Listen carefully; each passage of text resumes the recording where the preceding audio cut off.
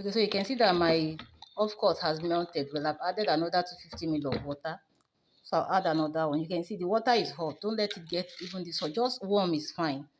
Warm is fine. And when you're producing with 8 liters of oil, you don't even need to warm the water at all. But because it's small, that's why we are warming, so that it will help us with generate more heat. That's why so I'll add my last 250 ml of water for the custard. So then I'm going to add my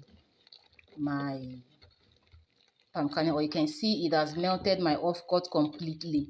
I don't need to go and start cooking or start using gas or kerosene or firewood to melt my off cut. So it has melted. So I can continue production now.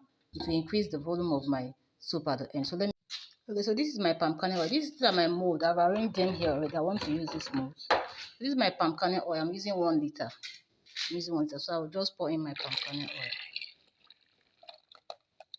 I'm doing this demonstration for you because I want you to get it. I'll just stir it a bit. I'll stir it a bit and I'll allow it. So you see how smooth. You see how smooth the surface is. So I'll just cover it. I'll allow it to heat up a bit. So let's cover it. I'll come back. I just finished producing the soap now. I produced it using the semi-hot method. Pouring it into my mold.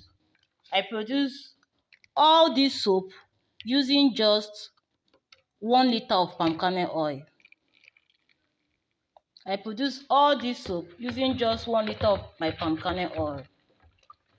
You can see when I say this method is the best.